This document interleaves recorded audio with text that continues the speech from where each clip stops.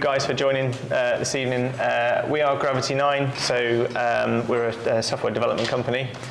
We build kind of enterprise products for generally blue chip size companies. Most of our clients are out in the US.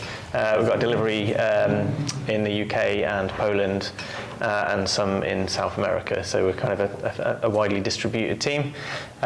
We have three pillars to our product set.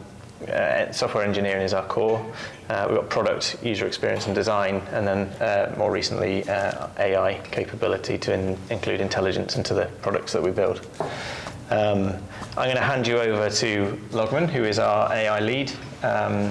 One thing, actually, just wanted to ask if you turn your phones off. We've got a couple of guys online. Yeah, I'm going to hand you over to Loghman, who's our AI lead. He's going to talk you through the first of 4 sessions over the next four weeks. So, cheers. Way to go. Thank you, Noel. So I'm Loghman. If I want to give you a background about myself, I'm coming from software background. I have around almost 2 decades experience in the software, machine learning, data science, and AI industry, and working in different verticals. And somehow in this series we try to just provide a very, I think, brief overview around the AI concept and looking at different parts of that. Oh, I think I forgot to turn on the mic on the team. Sorry for the people who they joined online. So in fact today I'm going to just explore the different aspects of the AI and find out what is meant, how we can use, what kind of technology and field and area is exist in this area. At the beginning, we will look at the basic concepts such as AI, machine learning, deep learning. Then we will try to look at the process of learning and what does mean of machine learning, how machine can learn. And then we will look at 2 main areas of AI, which is a natural language processing and computer vision.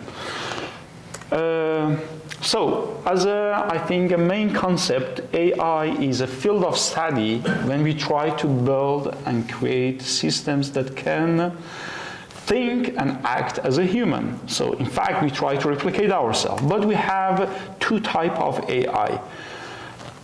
Artificial narrow intelligence and artificial general intelligence. At the moment, we have lots of systems which they are located in the narrow intelligence. We have very sophisticated systems that they are good at doing just one or maybe small amount of task. They are not good at generalizing as a human. They cannot hear, they cannot see and comprehend as we do.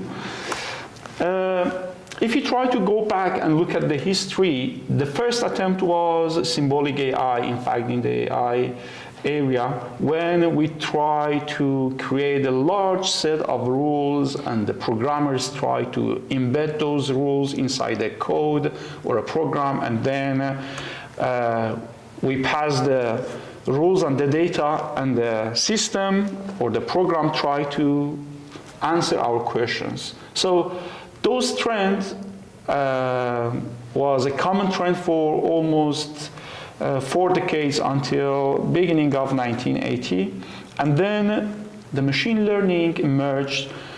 In fact, in the machine learning concept, we try to create systems that can learn by themselves. We don't need to program them explicitly. So in fact, we swap the input and output. Instead of rules as an input, we pass the answers with the data, and the machine try to learn and extract the patterns and tell us what kind of rules exist on those data. And as a subset of machine learning, we have the deep learning. Deep learning is a subset of machine learning when we try to use artificial neural network. So I forgot to say, please stop me and ask any questions during the presentation, so feel free to interrupt me. This is the main three concepts in the AI. I think is maybe for some of you is obvious, but I try to just recap and remind ourselves. So deep learning area or deep learning concept is coming from the same concept because we try to mimic the brain of human. So in fact, to create the systems that can mimic and act or work as a human brain, we need to look at the structural or the basic structure of the brain, which is the neuron. And in a human brain, we have multiple neurons. As an input, each neuron can receive data or information from the other neurons through the dendrites, and then we have the soma, which is try to do some analysis and generate the signals to create some outputs and pass the information to the rest of the neurons. So to reproduce the same concept, we have mathematics. In fact, with mathematic concept, we can regenerate the same concept. We have the input x1 to xn, then we have some weights, and we can calculate some simple mathematic equation and generate output. So this is exactly the same concept as a one neuron. And if we try to put a group of neurons together in different layers, we will create a neural network. So in fact, a neural network is a group of layers or group of neurons in different layers. The first layer is input layer. When we pass the input data, we have some hidden layer, and finally, at the last layer, we try to generate the output. And we store the information or knowledge on the, those connections between the neurons or layers. So all the knowledge will be stored as a numbers inside those connections. So this is just basic concept of neural network and deep learning. And when we say deep, it refers to the multiple layer. For example, this network is a very shallow network because it has just two hidden layers. But if we try to increase the number of the hidden layer in the middle, let's say, for example, 50, 100, then it will become a deep learning model. Just for an example there, like the inputs would represent something like, if you're looking at an image, it might be a pixel or something like that. So those input layers are quite large, like presumably thousands. That's true. So in fact, as an input, we can pass numbers, all the system, because we have the mathematical equation, the input always will be number. And we need to convert the input or the data from different shapes, format to the numbers before feeding to the neural network. So how machine can learn? This is the main questions. If you try to look at the traditional way of learning, so in fact we need data. The basic of the AI or all those concepts is data. And for example, if you try to predict the heart attack, at the beginning, we need to collect some data. For example, in this case, we have age, weight, smoker status, and finally, we want to predict the heart attack. Then we need to label the data. So we have some features or input data. For example, the first 3 columns will be the data as an input, and we want to predict the heart attack. So this one is the target and or label. Then we have the training process. So in fact, we try to divide our data in 2 or 3 sections. In this case, I try to simplify the concept. We have the training set and testing set. So the data will be used for training So this is the training data set. We feed or send this data to a model or to an algorithm. So this algorithm, we have 100 or 1,000 of algorithm, and we need to select one of them, then send the training data to the algorithm, train this algorithm based on that training data to predict the correct value for the labels, and then we will try to evaluate these model using the testing data. When we satisfy, we will repeat this process multiple times, and when we satisfy with the result of the prediction for this algorithm, we will put the model inside the software to use and provide access to the end users. And then the inference phase started when we have a new data and we want to predict the labels for those data. For example, in this case, somebody with age 75 and 98 kilo weight, and he's smoker, so the model can predict is that person goes to have a heart attack or not. So as an example, I think it's nice to see a sample.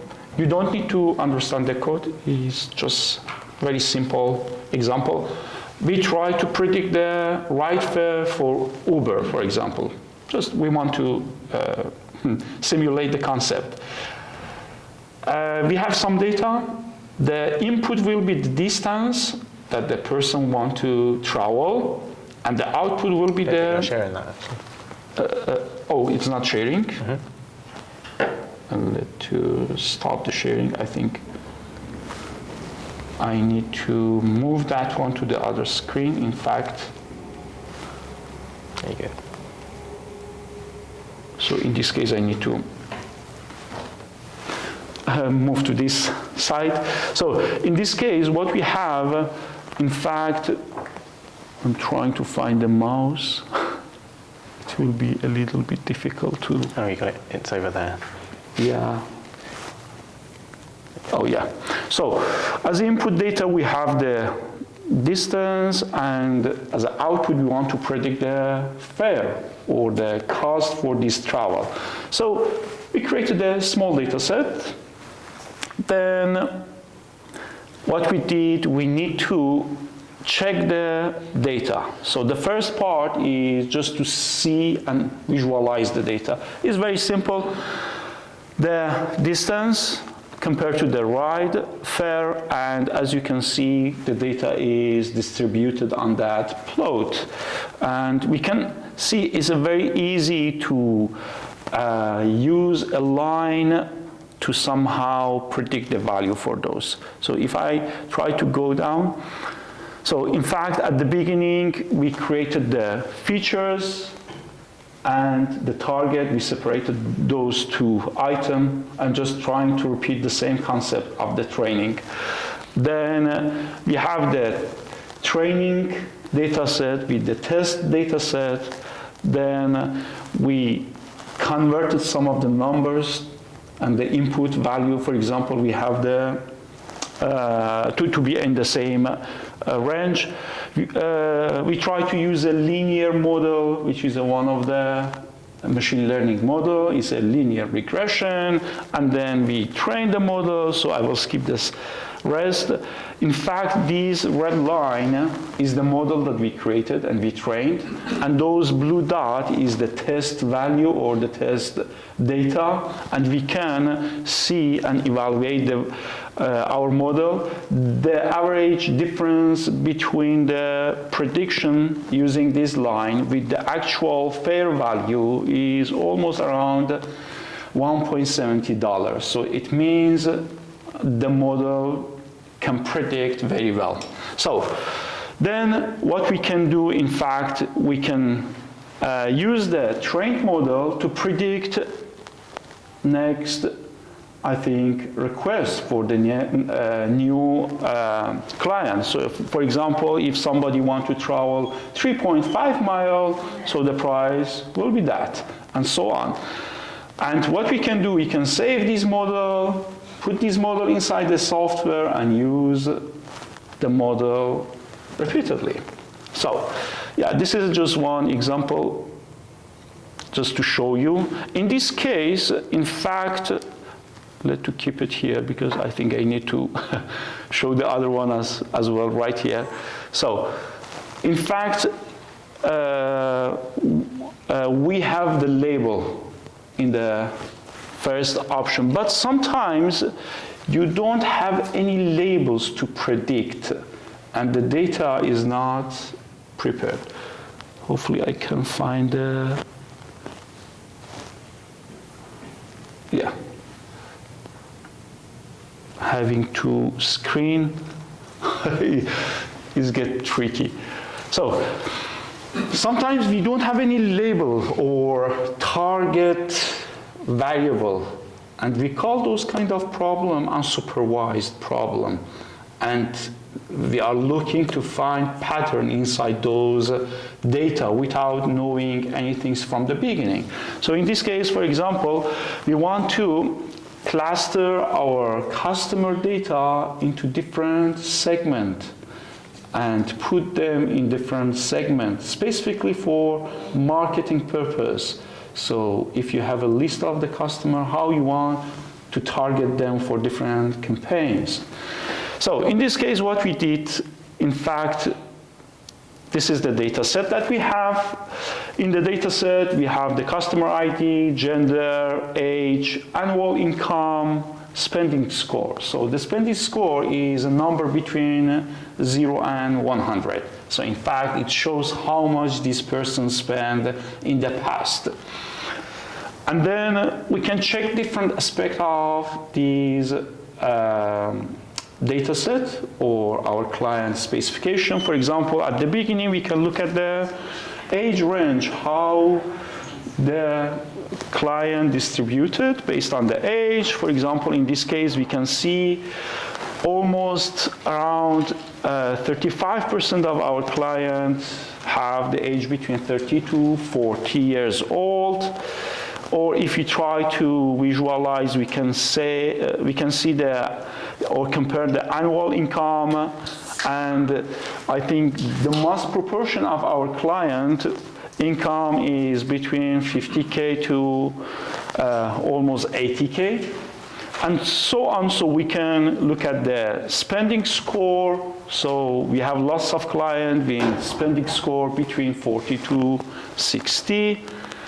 And if you try to plot the data at the beginning, it's so difficult to understand what kind of groups we can think about them. So for example, in this case, we have the age, annual income, and the gender. So the gender, the blue one is male, orange one female. So it's so difficult to find the people to target for a specific marketing campaign.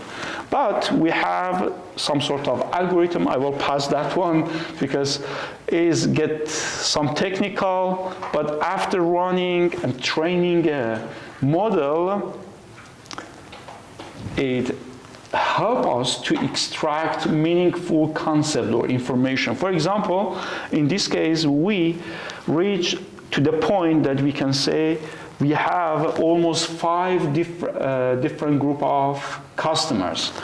For example, the red customer, the customer who they located in this area, their income is more than 65K, and if you look at that, the spending score is less than 40. So now that we know this group, they have a higher income, but they spend less, we can target them, and somehow maybe we can convert them to the other group, to the group that they spend more on our products. So this is just some samples of different application of AI. Do we have any question? I think it's good to have a pause. Give you a time to breathe and digest the concept. I guess just in summary there, we're talking about supervised, unsupervised. Supervised, you kind of know the answers and you try and map the category of the data, and then unsupervised is telling you more about the data than you already know. So it comes out of the data, doesn't it? More of a characteristic. And the data, and it seems, you know, if you look through the training of a model, the data's probably become more important. Do you think that's one of the reasons why? I mean, I guess AI's taken off, but like we've got more capacity for storage and process now. So the data is as important as the algorithm, I guess. Probably the important thing. That's true. That's true. So, in fact, data look like a fuel for the AI systems. Without data, we cannot do anything. And I think next session I will try to speak more about the data, the importance of data, how it can impact different organizations, how they can harness the power of the data and the hidden knowledge that is stored inside the data. So let's go back to the presentation, and hopefully I can find my mouse. Oh, it's here. We'll see that. Our heads are not in the way of that. It gets so difficult. Or it's better maybe to close just directly.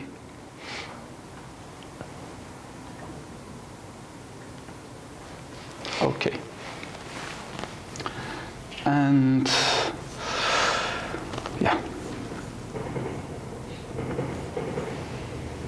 So now that we have an idea how machine can learn, let's look at different type of learning. I think we saw two of them. In fact, supervised learning and unsupervised. Supervised learning, we have a different type of learning. Machine can learn with different approach. I just mentioned three of them here, but there are more, and you can find more of those kind of techniques. Supervised learning, when we have the output alongside the data, and we try to predict these labels, we call them supervised. But when we don't have any label for prediction and we need to find a pattern, so those group of problems sit inside the unsupervised learning. We have other kind of learning concept, and one of the important one is reinforcement learning. In the reinforcement learning, we try to create agent or somehow objects that try to act inside an environment, and we try to give them rewards or punish them, and they will learn based on this process. Reinforcement learning is very similar to training a dog, in fact. When you try to train a dog, you try to give treats, and they will learn. Is it okay to do that or not? So the same concept is existing in the AI. And then in the supervised, if you go back, if you have the label, we have two types of supervised learning, classification and regression. Classification is a group of problems when the output or the label is a discrete number. So the output, for example, when we try to predict an object or classify image to different classes, for example, 10 classes or 1,000 classes. So this kind of algorithm, we know the number of classes. We call them categorical. So in fact, the output is a category, or they are a group or category title. For example, customer retention. We can say or predict is customer return or not, or fraud detection, is a transaction is a fraud or not, or we can detect spam email, is this email is spam or important email, or is it a, for example, promotion email, so we can group them, categorize them. Spotting cancer cell, for example, if you have an image of medical cells, so somehow we can classify them, is there any cancer cell inside or not? Or image classification, put the image in a different group. The other group is regression. When the output of a model is a number, so we have the regression problem. For example, predicting house price based on the house house specification, number of bedrooms, areas, transportation links, and different factors that can impact on the price. So the output is number. Stock market prediction, or sales and demand forecasting for a specific product. Weather forecasting also. Those group of problem, the output is a number. Because of that, we call them regression. For unsupervised learning, we have clustering and association rule mining. So again, some just concept. Clustering, when we try to put the data in different groups. For example, customer segmentation as a sample that we saw, or image segmentation when we try to assign each pixel inside the image to different segment. Why? To find the different object inside the image. Or anomaly detection, when we have a group of data and we want to spot anomaly inside those. Social network analysis, recommendation system, for example, on the website, or let's say on the Netflix, Amazon, every day, when we try to do some sort of purchase, they try to offer other products. So they are all clustering. Association rule mining is another group of unsupervised learning. When we want to find a relation between different data points or feature inside the data. For example, I think today any retails, I think we cannot find any retails that they are not using this technique. Market basket analysis, specifically when we try to go to the, for example, supermarket, and when we check out, they have the data what we bought, and then we collect all those information.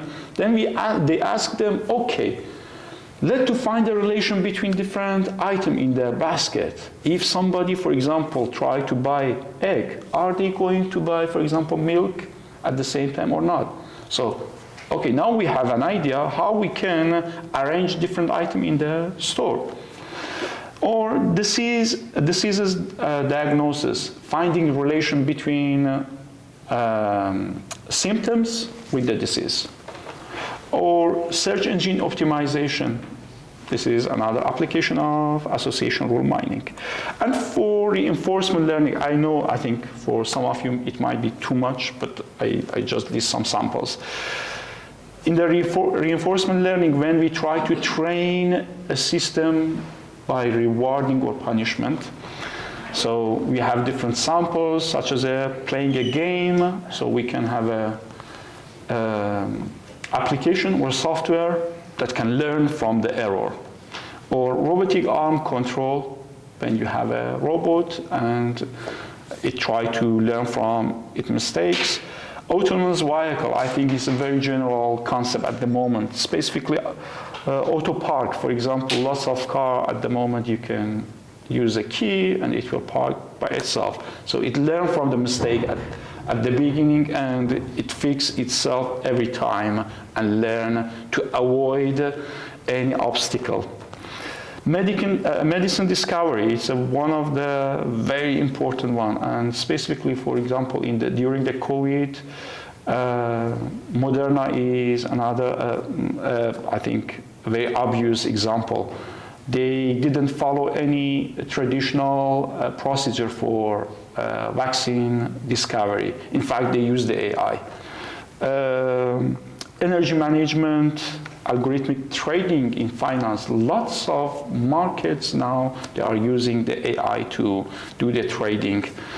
So this is some summary of, I think, lots of different concepts in AI.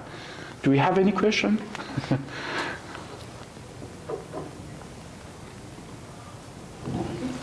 Yeah, we're good? Yeah. Any comment? No? Great. One of the main, I think, advancement in the specifically past 2 years is in the area of natural language processing. So natural language processing is a very important part of the AI. Let's see what is this and how it can help us in our life. So in fact, NLP, or natural language processing, is a part of the AI when we try to analyze and understand human language. So in fact, in different form and shapes.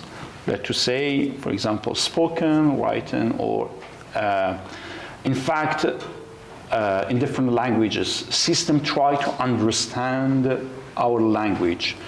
So the NLP is a group or an area of science that we can, at the beginning, create system that can understand our language and then generate data that is similar to our language.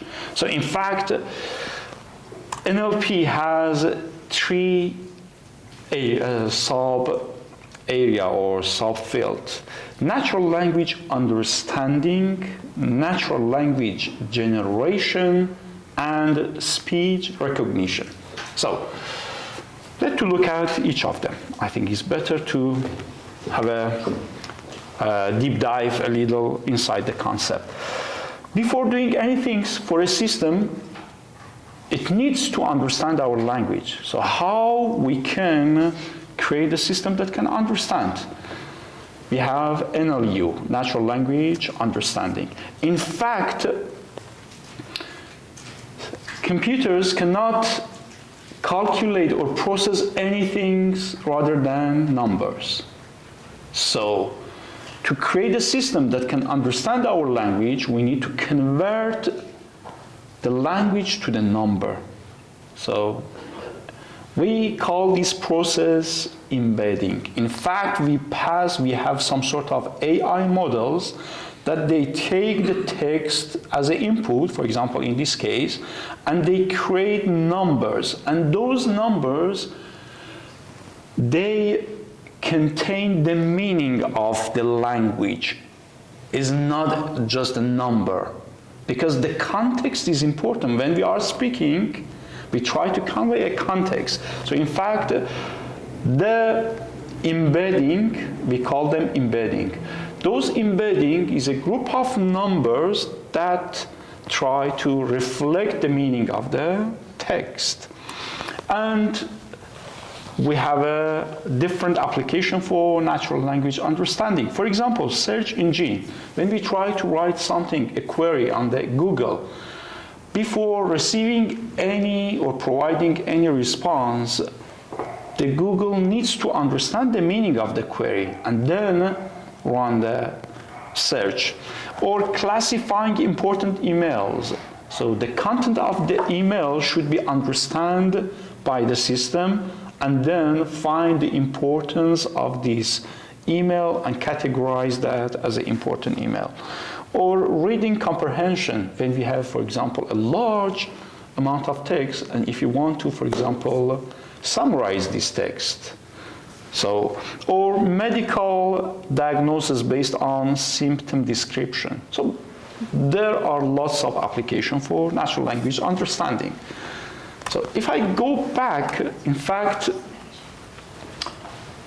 generally, without AI system, from the beginning of the computers, we try to, for example, convert the letters to the numbers. For example, in this case, we have the ASCII code. ASCII code, in fact, for each letter, we assign a number. And then we put them together and save those numbers inside the computer system to store the information, and then we can retrieve those and convert them. And if you look at that, in fact, the difference between listen and silent is the order. So we have similar character, but the order is different. but the system can understand this difference. So this is the storing text inside the computer system. We have the same concept for embedding. So for example, if you have a sentence such as I love my dog, and then I love my cat. So what we can do, the simplest way to, for example, create an embedding system or a system that can convert text to the number, we can assign a numbers. For example, 001 for I, 002 for love, and so on. And then if you put those numbers together, we have a vector. This is the vector for the first sentence, and this is the vector for the second sentence. And now we have a mathematical representation of those sentences. We can compare them together. And because both sentences, they are talking about, for example, pets, so they are similar. And if you run, for example, very simple mathematic minus operation or subtraction, so in fact, those two vectors, they are very close to each other. So this is a natural language understanding. If you want to, this example that I showed is very simple. It doesn't have any meaning in the numbers. But with the embedding, in fact, we try to put the meaning inside the numbers. For example, this is a more advanced version. If you try, for example, embed some words such as a cat, kitten, dog, house, man, woman, king, queen. So we can think about different categories. For example, living being, feline, human, gender, royalty, verb, plural.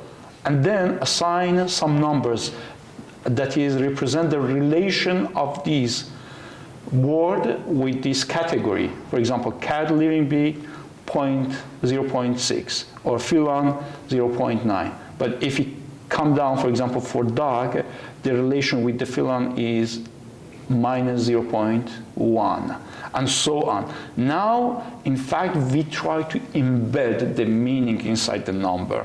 And if we simplify the representation and plot them on a 2D diagram, we can see words with the similar meaning will sit close to each other, while the words that they have a different meaning, they will sit apart from each other. So also we can check, for example, or compare those items together. For example, the difference between man and woman is equal king to queen. So in fact, it provides mathematical options to do some sort of similarity check. Let to show you just an example here. I think that one would be interesting. This is a example from the Google. So in fact, in this website, you can check the embedding. This is a representation of, we have a different kind of embedding system. This one called word to vector, and it tried to create embedding or number representations for 10,000 words. And if we try, for example, to select one of these words, if I can find my, it's here. For example, to select one of these. Hopefully I will be okay. For example, when we try to, or bin, to select the bin. When we choose this word, you can see similar words, the words that they are close to these words. In fact, because they have similar meaning. So somehow word embedding is a tool to understand the meaning of. And that represents meaning and relationship. So, exactly. So bean isn't related to liver, but there's a relationship between those two things in the context of that model. That's true. That's true, yeah.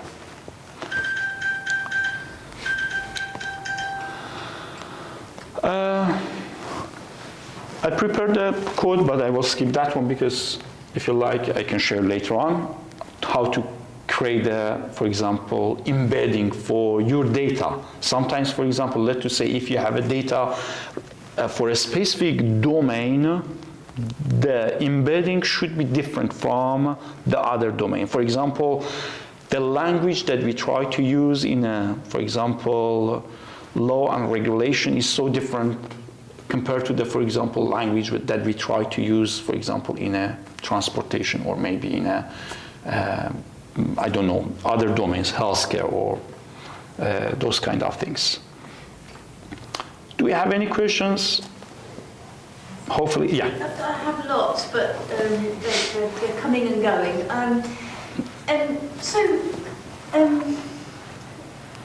When is this just written language? Because I've sometimes had a book that has spoken to me and it's a computer speaking it. Is that how this is working? It will read the text and then turn it into sound? Exactly. And can it go the other way? So is that how Alexa understands my voice? Exactly. This is I think the next part of the presentation when we try to, Well, I've got another question that relates to that cluster that you had, that embedding. Could AI then be teaching people English? Could you use AI to teach English to speakers of foreign languages? 100%, yeah. So at the moment, for example, as I mentioned, ChatGPT is one of those models that lots of people try to use to learn English or create applications that help foreign people to learn how to speak or maybe improve their writing, their understanding, and somehow is integrated with our life now. Yeah. And how you organise that with the groupings of words for the computer to understand, is that similar to how the human brain organises words? Is that where you've kind of got it from, or is it just what seems to work for AI? So, in fact, we will store those numbers, and then if you have, for example, different input data, let's just say, for example, it could be files that contain text, or it could be files that contain some sort of, for example, audio or visual element. So then what we can do, in fact, we convert those data to the same representation as we have. So it looks like a dictionary, this embedding. And we try to find the same concept, create the same item, and then use those embedding to do different tasks. For example, in the next slide, I will explain the natural language generation, where we try to use the same embedding or numerical representation to generate text or generate speech. Yeah, it depends on the hand in task. Yes. Yeah, task in hand and what we want to do. Gotcha. Yeah, I think it's a fair statement to say it is replicating of the human brain, certainly neural networks, but also pattern matching generally. That's that's how we do it, and I think lots of AI is taken from like the real world, and certainly how the brain works and how we memorize and classify and see things. I think it is heavily influenced by how we do it. Just in numbers. Exactly. In fact, we want to replicate ourselves. This is the ultimate aim, but we are far from that. So the next part of, so when something like ChatGPT comes out with a newer, improved version, would you predict a large element of the improvement is coming from a better embedding algorithm, or would you say it's a mix of other things as well? It depends. I think it depends. For example, now Google introduced Gemini, I think almost at the end of December, and they try to improve the understanding by integrating different elements. For example, it could do multiple tasks. For example, more tasks compared to the ChatGPT. And it tried to, for example, improve in some of the tasks that ChatGPT can do the same things. But it's all about I think, about the application, what we want to do. And The embedding, exactly, it's during the, I think, history of natural language processing, by improving and increasing the size of the embedding. So in fact, we can factor more information and embed more information inside these vectors. So if you have a larger or a bigger size of embedding, definitely we can create more powerful systems. But there is limitation, always, because systems cannot, and there is lots of calculation needs to be done to, for example, generate the embedding, at the same time reverse the process for natural language generation.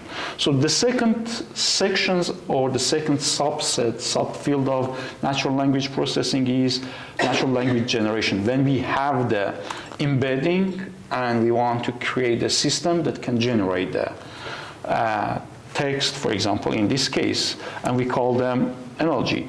And I think there are lots of use cases, such as a spelling and grammar correction, or chatbot, or machine translation, translating text from one language to another, or recently writing programming code. So in fact, we have a model that can write the code instead of the human.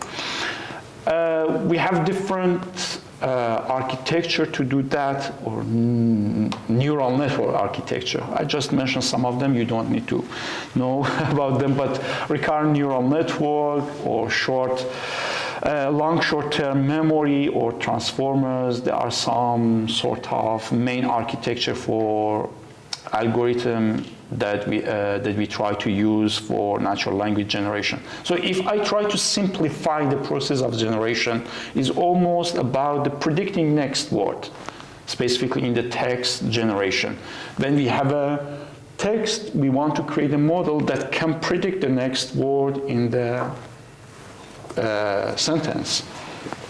So maybe the most intuitive sample is Fibonacci numbers. So in the Fibonacci number, we try to, for example, start with 1 and 2 and create a series of number, and always the next number is equal to the two previous number together. So in fact, we will sum 1 with 2 and we will receive 3. And then we will bring the 2 and we will sum the 3 with 2, it will generate the 5.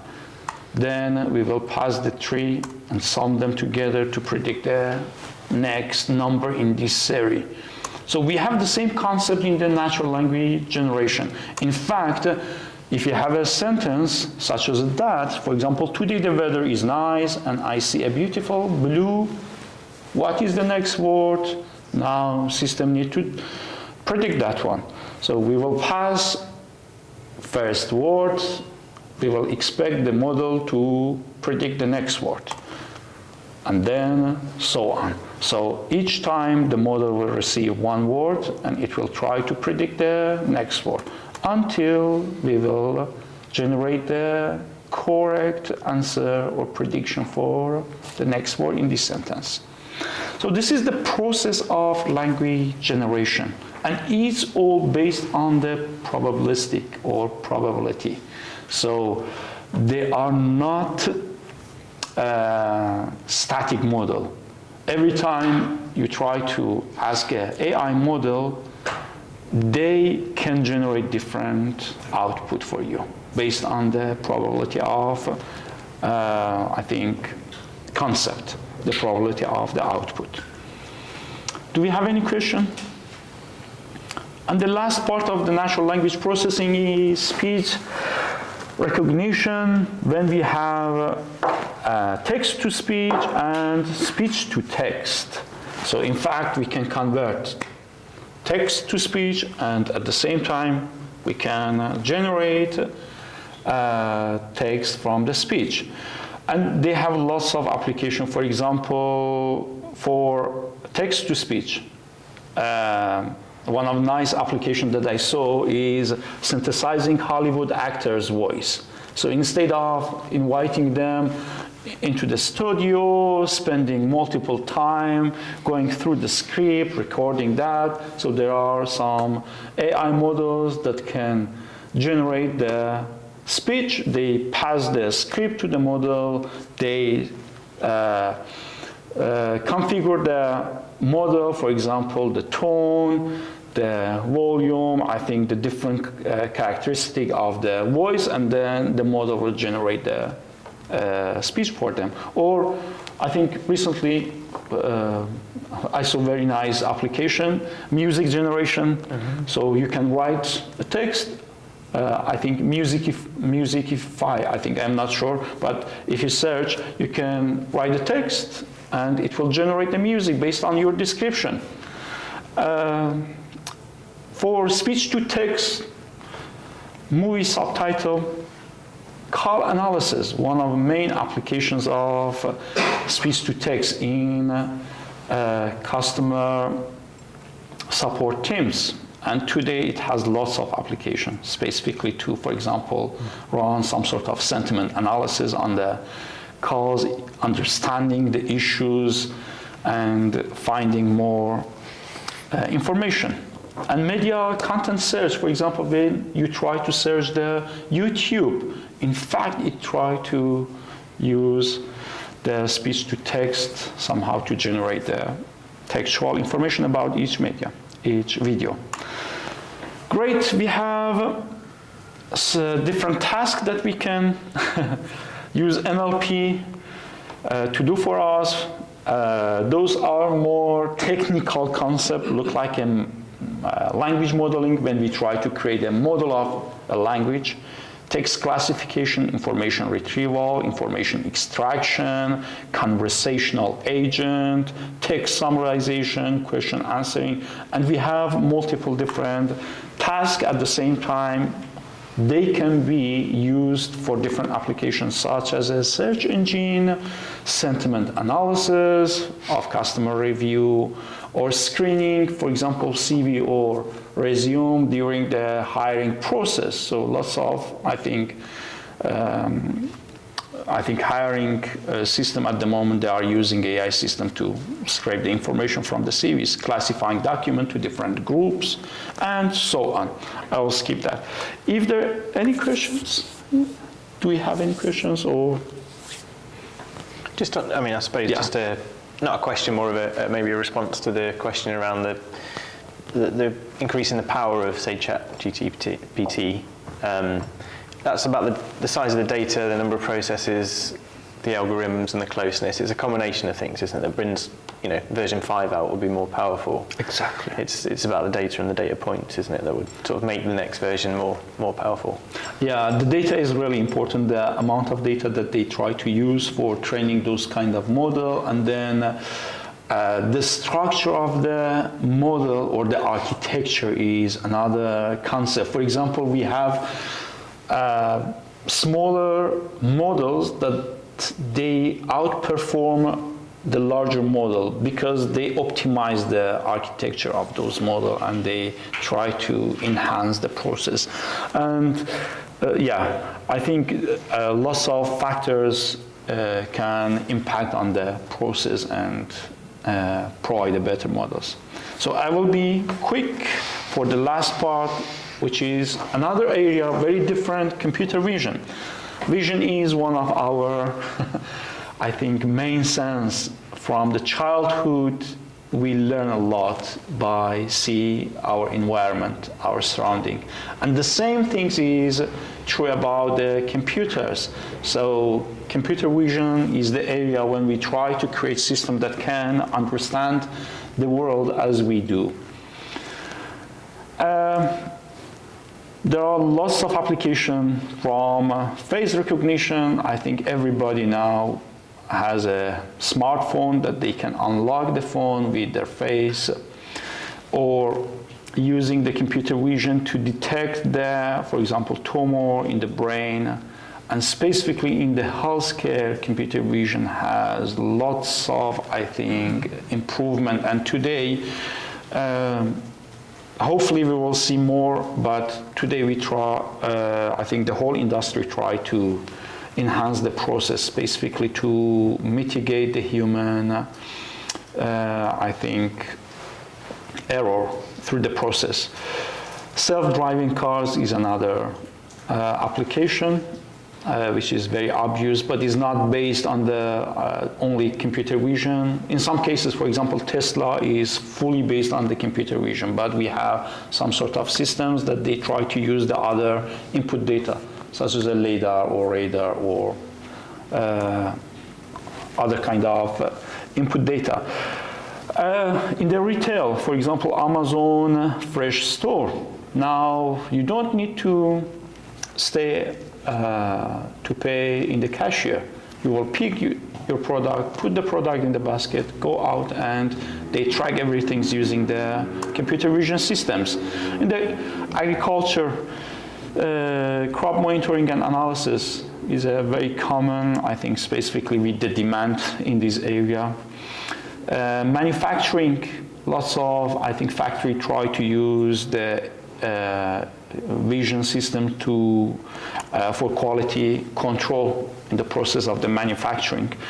Security and surveillance, so I think is another area, specifically when you try to run events. Our event is small, but for large events, it's important to look at the different aspects of the security. Sport analysis, lots of money goes to these at the moment, specifically in the, I think, for the football fans. We can see lots of application. For example, one of the projects that I work is predicting the location of the ball in the next 2 seconds, just to help the coach to somehow arrange the team in a better positions. Fashion, virtual try-on, I think, is a normal application for computer vision. We have different capability. The first one, image classification. When we have an image, then we say this image, for example, is a cat, dog, or something. Object detection, when we try to detect different object in an image, and we try to specify the location of those image or object in the image. Segmentation, as I mentioned, for example, when we try to allocate or assign each pixel inside an image to different segment, specifically for self-driving is one of the main applications today we try to use. Motion analysis, so it helps, specifically in the healthcare, we have lots of application for rehabilitation, or in the sport, for example, they try to use the computer vision and motion analysis to help the athletes. Image restoration, so in fact bringing quality to the old life. Edge detection, this I didn't put anything, but it's a basic concept in the computer vision when we try to detect the edge, specifically again. It has a lot of application, but in the autonomous car, self-driving. Or depth perception, when we want to calculate the distance, depth based on the moving object in a video or, I think, photos. Image super resolution, so it has lots of application. One of them, for example, just to improve the quality of the image if you have a very old image. But the main, I think, one of the main application for satellite image, because lots of them, they don't have enough quality, and we use those to improve the quality. Object tracking in the video, so when you try to, for example, track different objects, this is one of the applications that I developed, just to track different objects from the car, from the human, and counting them or maybe tracking them based on the different application. Optical character recognition, or OCR, when we want to digitalize the old data on the papers. For example, in this case, we want to extract all the information from an invoice and digitalize that one. How computer can learn, or computer vision can learn. So I will be quick. It's a very simple concept. For example, if you have some people, a group of people look like Amy, Luke, Danny, Mike, Rachel, Peter, and if you try to train them to answer our questions, and the question is very simple: is this photo is a panda or not? So what we will do, we will assign different responsibility to each person. So for example, Amy will be responsible to identify the ears. Then Luke will be look at the eyes only. Danny will check the nose, and so on. For example, Mike pose and Rachel tell. Then we will show them multiple photos of the pandas. They will learn very well about those features, and then they will pass their finding to the next person, which is Peter. And Peter is responsible for the face. So in fact, the output of the first 3 people will go to the Peter. And then they will decide, for example, how much important each element to recognize the face. They will assign some number here, and the same things will be going on the bottom side to the Julia to decide about the pose and tells, and then these 2 people send their finding to the Juditha, and Juditha is responsible to say is this photo is a panda or not. Now they learn. So in fact, the learning is those numbers that we have. If you pass a new photo, they will evaluate the different part, and they will send this information to the next people. So we will multiply those numbers together, and in fact, we can find, for example, this face is far from the panda face, or this part as well, and based on that, the model will say it's not a panda, it's a bear. So this is the whole process for a neural network or artificial neural network. Each node somehow responsible to detect some things in the computer vision.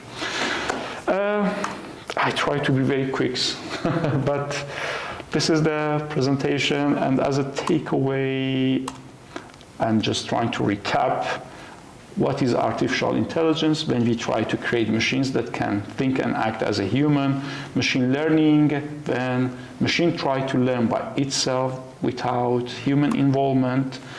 Key step for training a machine is data collection, labeling the data, training an algorithm, iterate the process, evaluate the output, and then inference using a new data.